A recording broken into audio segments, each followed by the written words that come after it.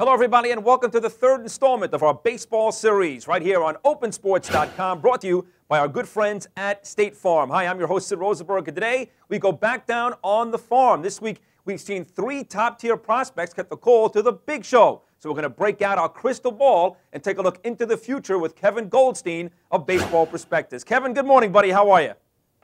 I'm doing good. How are you? I'm doing very well. Thanks for stopping by today. Now, Kevin, just this week, we've seen call-ups for Tampa's David Price, Fernando Martinez of the New York Mets, and Friday, heralded catcher prospect Matt Wieters will make his highly anticipated Major League debut for the Baltimore Orioles. So three big guys there. Let's start with Wieters. Had a so-so start at AAA Norfolk, but he really turned it on the last 2 weeks, raised his average 35 points, 2 homers, 14 RBIs. He and Price are pretty much 1A and 1B when it comes to the top prospects out there. Do you think Wieters is ready to rock and roll? Oh, absolutely. I thought he was ready at the beginning of the season. I think some of the slumps you saw at the beginning of the year may have been, more frustration than anything else about not making the club out of spring training, because he's every scout you talked to thought he was ready, and then every scout thinks he's ready now. And then this guy's going to be just a fantastic catcher. The second he takes the field tonight, he's immediately one of the better catchers in baseball. No question about it. Wow, that is a ringing endorsement. Okay, so Kev, let's talk about 2014. With all the guys we talk about today, we're going to push it ahead 5 years. There's the Conan O'Brien music. Let's talk about Matt Wieters in 5 years, 2014. What type of player is he? He's an all-star catcher, and he's a possible MVP candidate, a guy who every year is going to hit near 300, near 30 home runs, draw 80, 90 walks, and he will be the best catcher in baseball. Wow. Are you talking about the best hitting catcher probably since Mike Piazza? Oh, absolutely. I think he kind of compares better total package-wise to a Johnny Bench kind of guy. But he's even kind of just a bigger, stronger, switch-hitting Johnny Bench. Wow. Now, let's talk about David Price here. Tampa, of course, came up last year during the World Series against the Phillies, and really people thought he'd be there day one this year, making an impact. He has not been the dominant force this year that we saw last year. Erratic in his debut on Monday, 100 pitches, walked 5 in just over 3 innings of work. How long before you think David Price gets it going?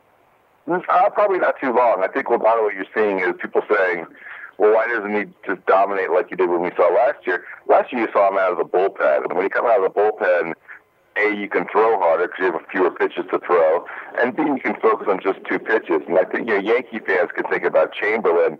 Obviously when Chamberlain makes starts, he's not throwing 98, 99 every pitch because there's a bit of energy conservation that has to go on there. So he's more of a starter. He's working on his changeup. The command's going to come. I think he'll be fine. There's nothing to panic about here. And I think by the end of the year, he'll be a very good pitcher for the Rays. Now let's push it ahead like we did with Wieters 5 years from now, 2014. Kevin, there's the Conan music again. Is Price one of the best starters in Major League Baseball? I certainly think he's probably in the top 10, top 20. I think he's the kind of guy who is an all-star. I bet he heads up that Tampa staff, winning 18, 20 games a year. Absolutely. Wow. Now we got our first glimpse this week, Kevin, of Martinez with the New York Mets. Drew the ire of Met fans by not running out of baseball. How long before Martinez gets on the Mets' good side? He struggled here so far. Will he be a guy that can make a decent offensive impact this year? He's only 20 years old. Yeah, I think that the key to your question there is this year. I don't think he is a this-year guy. Like you said, he is only 20 years old. I think the Mets have rushed him a little bit. He definitely was turning a corner this year at AAA. He was hitting very well at Buffalo, kind of having his first real long run of success. So he's had some injury problems coming up. He's not ready. He's going to be ready soon. I think 2011 is a better, or 2010, 2011 is a better bet for him than 2009. I think he's going to have some struggles. But it's good, if anything, just to kind of have him up and have him experience the big leagues and know what's expected from him when he comes up for good, maybe 2010 or 11. I've seen lots of guys, Kevin, come up in the Met organization. The next Darryl Strawberry, the next Tom Seaver, the next this or that. 2014 is Martinez, an all-star outfielder in Major League Baseball. It's hard to find guys around who have more varying opinions about them than Fernando Martinez. There are guys who think he's going to be a massive, massive star, and there are guys out there who are scouts who just think he's going to be a pretty good center fielder. So, and not a massive star. So let's kind of cut in between the middle there, and I think he'll be, not a center fielder, but more of a corner outfielder, and a kind of guy that's 280, 285 for you, 20, 25 home runs. Massive star? No. Very good player? Yes. All right, let's move to Milwaukee here. They've had great success the last couple of years with young players, Ryan Braun, Prince Fielder, J.J. Hardy, Ricky Weeks. The list goes on and on. Now third baseman Matt Gemmell called up a few weeks ago, homered in his first Major League start, but now hitless in his last 14 at-bats, Kevin, hitting 174, 1 home run, and 5 knocked in overall. Will he be able to stick around this season? Well, I don't think he's going to stick around this season. There's nowhere to put him. That's your biggest problem. He's really kind of up for the interleague play. He can DH and be a pinch hitter when he doesn't start. He's a third baseman. They have Bill Hall at third base right now. There's a chance that J.J. Hardy might end up sliding over to third base more permanently in the future when they call up a shortstop prospect named Alcides Escobar. And if he doesn't play third base, and Gamble is really, frankly, very bad defensively at third base, he's probably stuck at first base, and Milwaukee already has a guy named Prince Fielder, who we all know. So there's some rumors that Fielder, if they can't work out a long-term deal with Fielder, the Brewers will just trade Fielder and put Gamble at first base. And so, but there's also the possibility that they work out a long-term deal with Prince Fielder, which means Matt Gemmell becomes trade bait. So he's not going to stick this year just because nowhere to put him. I think his schedule is more to be in the big leagues permanently in 2010. All right, Jason, let's get that corner music going. There it is, 2014. What's Matt Gemmell? Matt Gemmell is a first baseman only in the big leagues, and he is a guy who hits 290 to 300 every year. Not a ton of power, more of a 20-25 home run guy than a big-time 30-35-40 home run guy. All right, a few more to go here, Kevin. Another young arm we keep hearing about, the big lefty Madison Bumgarner in the Giants system, recently promoted to Double-A Connecticut. Where is he? He's even been even more powering there. He's been great. 21 strikeouts in 18 innings, a 0.50 ERA. When can we expect to see him alongside Lincecum and Zito with the big team? Yeah, it's a great question. He's a guy who's, I think, already accelerated his timetable with his performance just this year. He was only in low A last year. He was the best pitcher in all of low A baseball last year.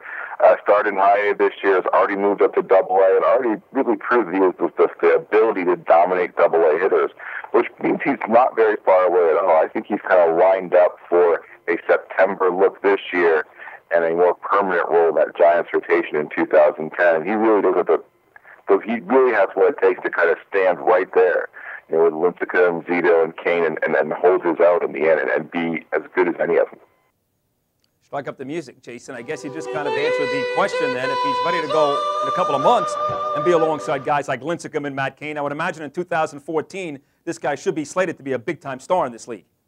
I think he's absolutely should be a big-time star in this league. I think Madison Bumgarner is the best prospect still in the minors. You talk about all these guys coming up. With Price in the big leagues, Weeders in the big leagues, Madison Bumgarner is the best prospect still in the minors, and I think in 2014, I'll go on a limb here. 2014, he'll win the NL Cy Young Award, win 22, 23 games, and strike out 240 guys. Well, there you go. That's a big-time star coming up in San Francisco. Draft coming up in a week here, Kevin. Wrap it up with this, a week and a half. All the talk surrounding fireballer Steven Strasburg of San Diego State throws at 105. Pretty much a lot going to the Nats with the first pick overall. Where do you see this kid in 5 years? This really is a historic level kind of guy where he's not just the best pitcher in this draft. He might be the best pitcher ever in any draft. There's never been scouting reports like this for any player coming into the draft. The Nationals have to take him number one. They have no other choice. There's no way you could defend any other pick. He's that good a pitcher. And he sits 97 to 99. He touches 100 to 102 every time out. And beyond all that, beyond this really special lightning arm, he's a well above average curveball, and he absolutely pounds the strike zone. This is the guy who really could turn the Nationals franchise around. So the problem is, I don't think he's going to be a Nationals guy for very long, because he's going to be the kind of guy with Scott Boras as an agent who they're going to go for free agency as soon as possible and maybe one of the biggest contracts ever. This is truly a guy worthy of all the hype he's getting. 30 seconds to go by the superlatives you just used to describe Strasburg. Is this a guy that's going to be better than Madison Bumgarner in 5 years? I think the best thing to talk about in 5 years is the fact that Steven Strasburg will already be approaching free agency, and everybody will be talking about how much money he's going to get, and he will be generally considered one of, if not the best pitcher in all baseball. Well, there you have it, Kevin. Excellent work here this afternoon. Can't thank you enough. A lot of real good stuff here down on the farm. You can, by the way, check out Kevin, baseballprospectus.com, twitter.com/KingClip for all of Kevin's great work. Kevin, thank you so much again for stopping by today. Thank you. All right, take care. That's going to do it for this edition of Down on the Farm, brought to you by our good friends at State Farm, right here on opensports.com. I'm your host, Sid Rosenberg. Be sure to come back on Monday for Insurance Runs, only right here on opensports.com. The future of sports on the web is open.